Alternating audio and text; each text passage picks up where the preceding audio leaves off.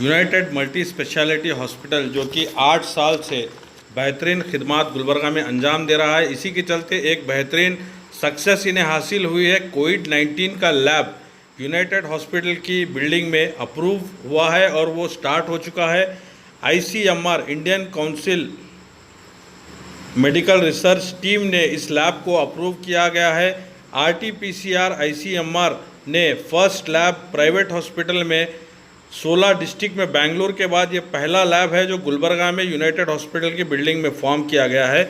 United hospital के managing director doctor Vikram सिद्धरेड्डी ने कहा हमसे बात करते हुए कि पेशेंट्स काफ़ी परेशान थे जनरल ट्रीटमेंट्स के लिए, उनको वापस नहीं भेजना इनका मकसद था, उनका भी ट्रीटमेंट होना ज़रूरी है। उसी को मद्देनज़र रखते हुए लैब फॉर्म किया गया है और इस लैब की पूरी टीम अलग है और काफ़ी सारे प्रिकॉशंस लेकर डॉक्टर्स की, जनरल पेशेंट्स की हेल्थ को ध्यान रखते हुए ये लैब चलाया जा रहा है। कंप्लीट डिटेल्स के लिए ये वीडियो देखना ना भूलें। Thanks for watching the Gulbarga Mirror and Deccan Digest. कोविड-19 के लिए जो यूनाइटेड मल्टी स्पेशलिटी हॉस्पिटल की बिल्डिंग में आप लोगों ने एक अलग सेक्शन स्टार्ट किया है टेस्ट के लिए, तो क्या सिस्टम क्या है और किस तरीके से आप लोग इसमें काम कर रहे हैं? पहली बात तो आप सब लोगों का इधर आने के लिए शुक्रिया।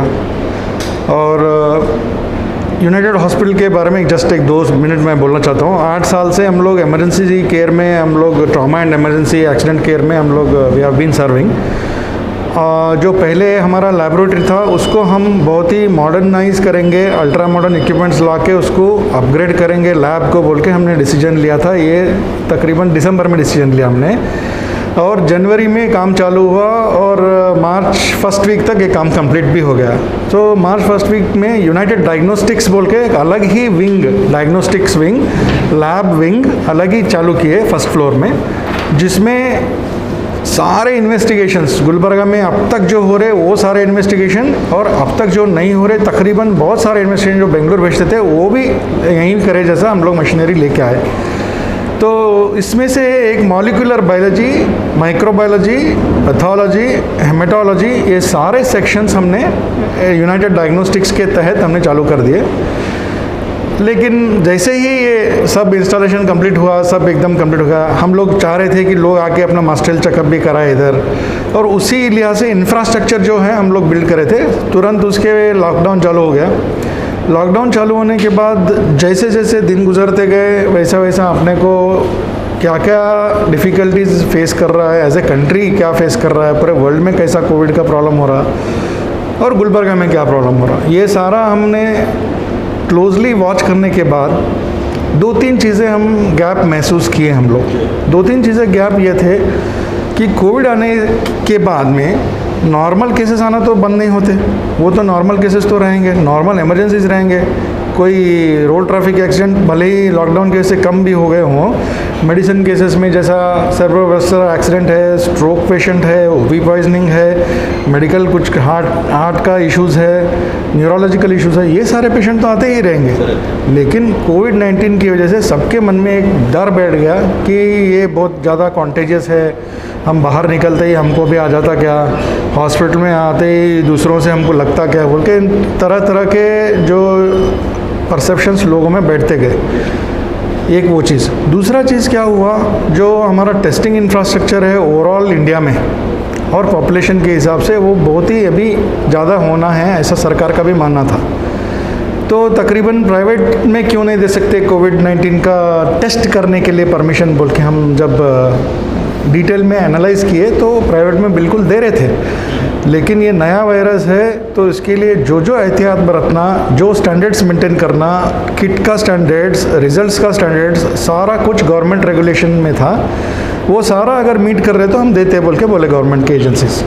तो हम सोचे अब गुलबर्गा में 10 दिन वेटिंग हो रहा एक रिज़ल्ट आने के लिए, गवर्नमेंट में हेवी वर्कलोड है, गवर्नमेंट एडमिनिस्ट्रेशन के पूरे एडमिनिस्ट्रेशन इसके पीछे पड़े तो भी सुधर रहा नहीं। तो हम समझे उस लिहाज से, और यूनाइटेड हॉस्पिटल में जो नॉन कोविड पेशेंट आते हैं उनकी सेफ्टी के लिए, ये 2 चीज़ों के मद्देनज़र हम लोग ये डिसाइड किए कि हम लोग RT-PCR टेस्टिंग भी चालू करें। आपको मैं याद दिलाना चाहता हूँ कि 1 महीना पहले रैपिड टेस्ट किट बोल के चालू किए हम लोग, वो भी हम यूनाइटेड में ही फर्स्ट चालू किए गुलबर्गा में। अभी भी हम अकेले कर रहे हैं यूनाइटेड हॉस्पिटल में। मतलब पेशेंट अंदर आ रहा, हम इसका कोविड है क्या, इसको गलती से भी कोविड है तो हम अंदर नहीं ले सकते क्योंकि दूसरे पेशेंट को थ्रेटन होता बोल के हम स्क्रीनिंग चालू करें। और सब पब्लिक भी बहुत कोऑपरेट करे स्क्रीनिंग में, करो सब आप, कोई बात नहीं आप करो, हमारे लिए भी अच्छा है, दूसरों के लिए भी अच्छा है बोल के हर एक पेशेंट जो आ रहा है, इन पेशेंट जो एडमिट होने आ रहा है उसको हम कंपलसरी करें, तो वो लोग कर रहे हैं। रैपिड ऑलरेडी हो रहा है 1 महीने से, लेकिन RT-PCR कन्फर्मेटरी है। एवरी टाइम RT-PCR टेस्टिंग के लिए हमको गवर्नमेंट भेजना पड़ रहा था, तो उस लिहाज से हम RT-PCR का अप्लाई करें। 1 महीने के पूरी जद्दोजहद के बाद, लॉकडाउन के बीच में कोई कुरियर सर्विसेज नहीं, कोई ट्रांसपोर्ट सर्विसेज नहीं, लोग कैसे आना, एक्सपर्ट स्किल्स कैसे आना, मशीनरी कैसे आना, किट्स कैसे आना, एक बार हमारा गाड़ी कुछ भी नहीं बोले तो महीने में 15 बार हमारा गाड़ी हैदराबाद गया है, विशाखापट्टनम गया है, बेंगलोर गया है। ये 3 प्लेसेस में कवर करते हुए स्ट्रगल करके एक इंफ्रास्ट्रक्चर रेडी किए। उसके बाद में न्यू दिल्ली का NABL बोल के एक रेगुलेटरी बॉडी है लैब का, उन्होंने इंस्पेक्शन किया, तो वो इंस्पेक्शन तकरीबन 8 घंटे चला। शाम में 4 बजे चालू हो गए, रात में 12:30 बजे ख़त्म हुआ। ये जूम कॉन्फ्रेंसिंग के थ्रू हुआ है। हर एक चीज़ वीडियो कैमरा से, वेबकैम से, हम उधरी स्पॉट पे जाके एक एक चीज़ उन्होंने देखा। देखने के बाद उन्होंने बहुत तारीफ़ किया हॉस्पिटल का और हॉस्पिटल के स्टाफ का। बोले बहुत ही यंग टीम है, बहुत रोबोस्ट टीम है आप सब लोग, तो हम फर्स्ट टाइम में ही आपको अप्रूवल दे रहे हैं इसका NABL का H1N1 करने के लिए परमिशन दे रहे हैं बोल के। उसके बाद ICMR में हमने अप्लाई किया। ICMR हमको निमांस में 1-2 दिन का हमारे लोगों को ट्रेनिंग था। उसके बाद में उन्होंने हमको 10 सैंपल के आसपास हमको ब्लाइंड फोल्ड करके सैंपल्स दिए, मतलब उनको मालूम था कौन से सैंपल पॉजिटिव है कौन से नेगेटिव है। वो हमारा रिजल्ट उससे मैच होता नहीं होता देखे वो लोग, तो तकरीबन 70% मैच हुए थे भी वो लोग दे देते यूजुअली। हमारा 100% प्रोफिशिएंसी स्कोर था आउट ऑफ कितने मंथ से कोशिश चल रही थी आपकी इसको? तकरीबन 2 महीने से, जब से लॉकडाउन चालू हुआ तब से हम ये सोच रहे थे ये इतना जल्दी तो जाने वाला है नहीं, ये अभी 3 महीना रहता है क्या 6 महीना रहता है क्या 1 साल चलता रहता है, ये मालूम नहीं। तो हम हमारा हॉस्पिटल में आने वाला पेशेंट का सेफ्टी पहले देखना है, स्टाफ का सेफ्टी देखना है, तो वो सारा सेफ्टी देखते हुए कोविड पेशेंट कोई भी अंदर नहीं आना बोल के हम लोग फिल्टर करना है जी। तो इस लिहाज से हमने ये स्टार्ट किया। अभी 2 महीने से सर तकरीबन जनरल अदर हॉस्पिटल्स में जनरल पेशेंट्स को भी काफ़ी अवॉइड किया जा रहा है, तो आपके पास किस तरीके से काम किया गया कोविड-19 के पीरियड? ये जनरल पेशेंट्स को हम नॉन कोविड पेशेंट जिसको बोलते हैं उनको अवॉइड नहीं करना बोल के ही हम जो जद्दोजहद कर सकते थे किए। 1 महीना पहले हमने रैपिड टेस्टिंग स्टार्ट किया, एक भी पेशेंट को हमने डिनाई नहीं किया, स्क्रीनिंग हर पेशेंट को किया। जो सस्पेक्टेड केस है, जो एस्टैब्लिश निमोनिया केस है, गवर्नमेंट के गाइडलाइंस के मुताबिक उनको सीधा गवर्नमेंट हॉस्पिटल भेजे, ESI को भेजे। बट नॉन कोविड पेशेंट्स को किसी को भी हमने डिनाई नहीं किया। नॉन कोविड पेशेंट्स जब भी आते हमको मालूम नहीं है उसके अंदर हिडन इन्फेक्शन है क्या कोविड का, उस लिहाज से हमने रैपिड टेस्ट स्क्रीनिंग चालू किया 1 महीने पहले, तो बहुत ही सक्सेसफुल रहा। तकरीबन नियरली 350 लोग जो भी आए, हर आदमी बहुत खुशी से स्क्रीनिंग करो सर आप बोल के बोले, बहुत अच्छी बात है आप कर रहे हैं। किस सिस्टम से आप काम करें सर? आप अगर कोई जनरली आपके पास टेस्ट करवाना चाहता हो जो कि आपका पेशेंट नहीं है, जनरली भी कोई हेल्दी है फिर भी उनको एक डाउट है कुछ नॉर्मल फीवर हो, तो वो क्या आपके पास टेस्टिंग करवाने आ सकते हैं? ऐसा है कि 2 चीज़ें हैं टेस्टिंग में। जो RT-PCR का टेस्ट है उसके लिए स्ट्रिक्ट गाइडलाइंस है ICMR का।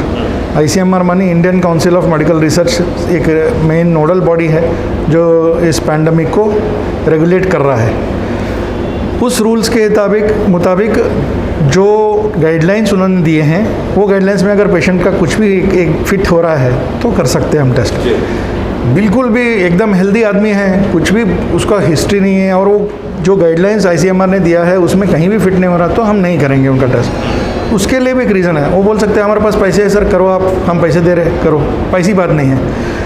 टेस्ट किट जो है वो पूरे कंट्री की रिसोर्स है, हम लोगों को दिए हैं, हम कंपनी से हम ख़रीदे हैं और हम वो पेशेंट्स को भी या फिर सस्पेक्टेड लोगों को भी हम पैसे लेके कर रहे। लेकिन हमको ये दिमाग में रखना है कि वो वेस्ट नहीं करना है हमको, क्योंकि जब ज़रूरत, अगर हम वेस्ट कर दिए उसको ऐसे ही सबको करते बोले तो जब ज़रूरत पड़ेगा वो टाइम पे हम कहाँ जाएंगे? जिनको ज़रूरत पड़े, ज़रूरतमंद पेशेंट रहेगा उनको कहाँ जाना उन्होंने। इसके लिए एक फिक्स्ड गाइडलाइंस है। कर्नाटका में कितने हॉस्पिटल्स में ये इसकी फैसिलिटी अवेलेबल है? हम बहुत एक बात खुशी से ये हम आप सब लोगों के सामने रखना चाह रहे हैं कि RT-PCR ICMR recognised private lab United Hospital पहला लैब है जो आउटसाइड बेंगलोर है। सो ये एक बहुत बड़ा अचीवमेंट है हमारे लिए, हम समझते हैं ऐसा। प्राइवेट लैब मतलब प्राइवेट स्टैंड अलोन लैब या प्राइवेट हॉस्पिटल का lab outside Bangalore United is the only one. हालांकि मेडिकल कॉलेज में दिए हैं वो भी एज फार एज दावणगेरी तक कोई भी नहीं है।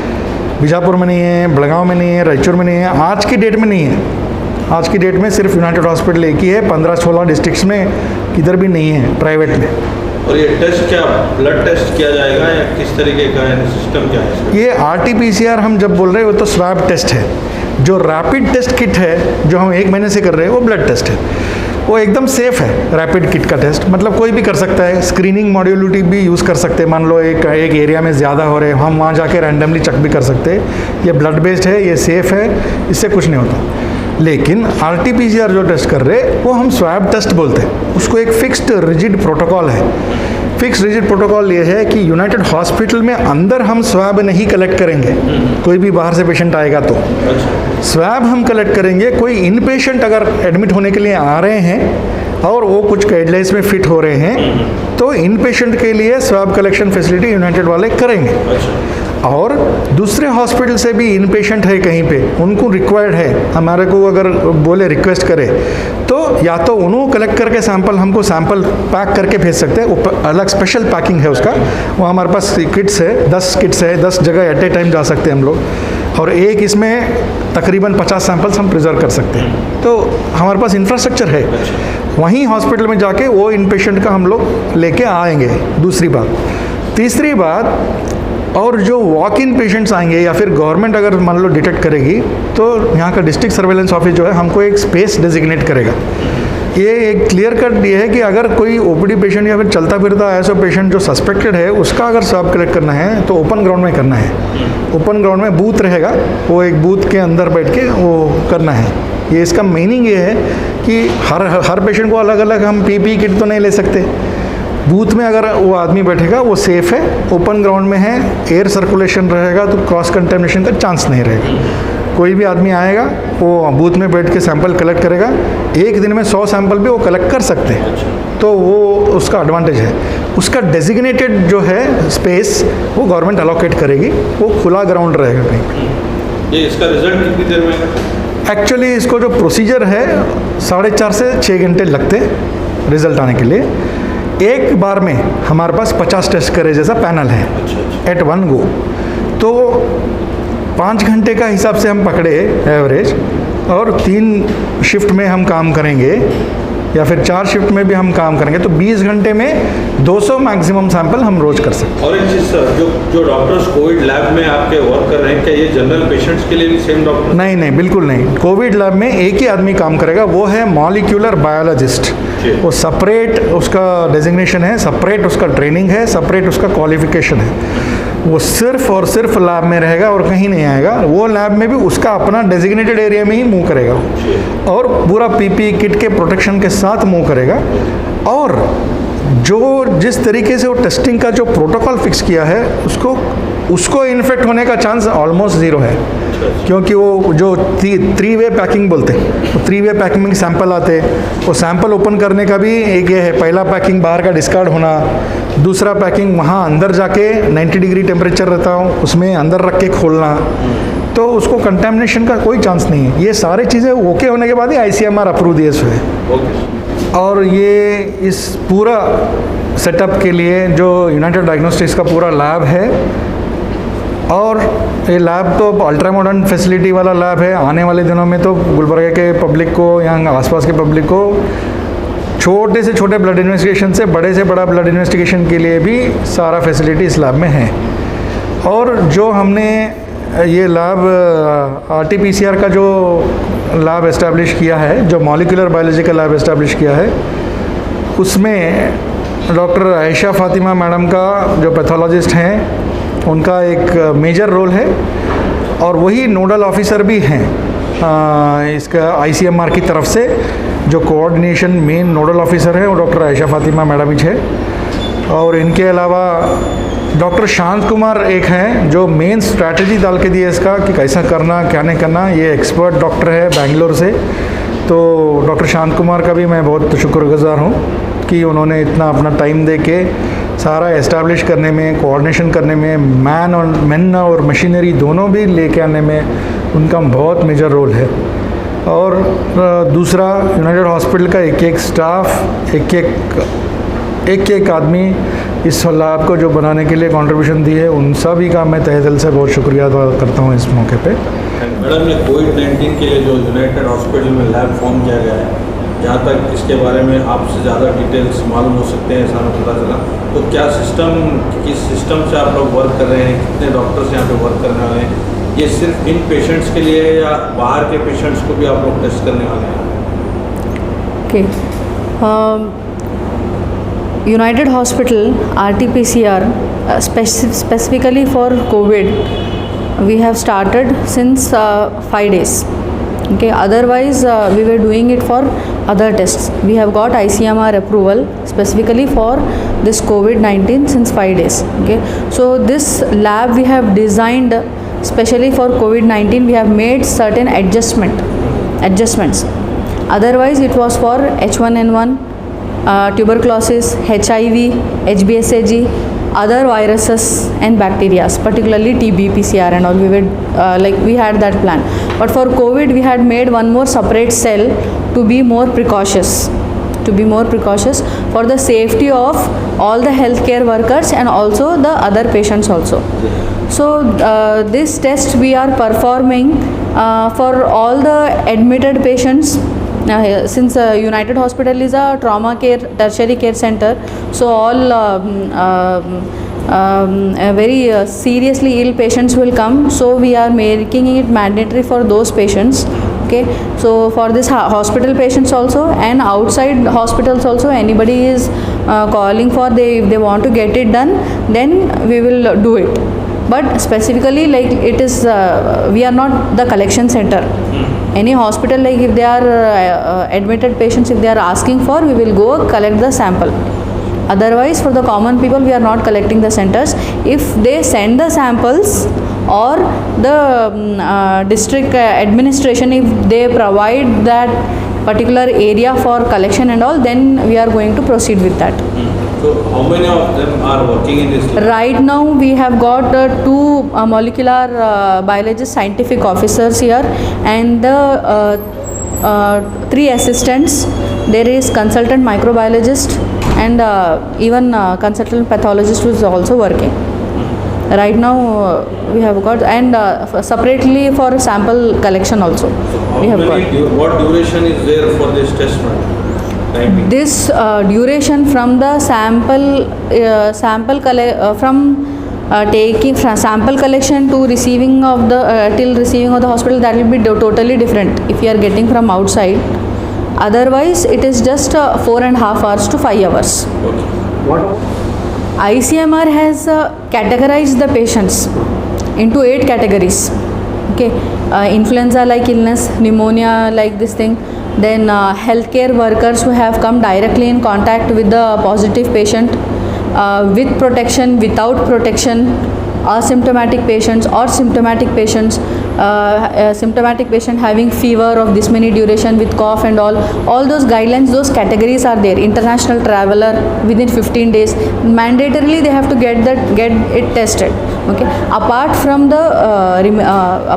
these, the remaining patients, like you are saying, any MI cases there, myocardial infarction and all, okay, or any trauma patient who is due for major surgery and all, so these patients will be admitted in the hospital in the ICU and all for a longer period of time, and they might be needing ventilators or their surgery might be required.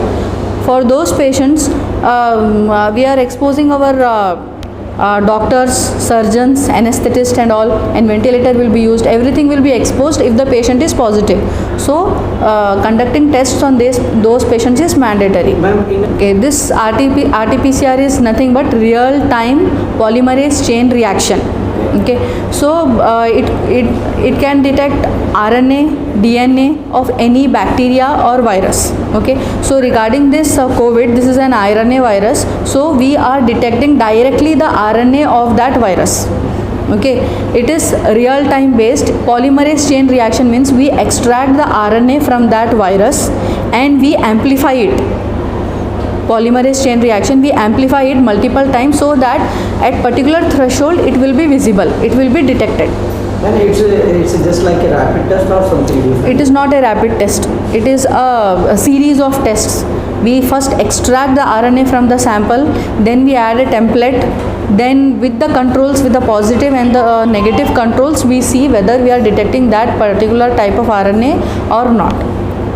Rapid it is an antibody test, that also CAR test also we have started since 2 months. Antibody test is a rapid test, within 15 minutes we get the value, but that does not detect the virus. We detect antibody which is generated after 7 days of infection. So till 7 days we cannot detect whether the patient is exposed or having or whether the patient is infected or not.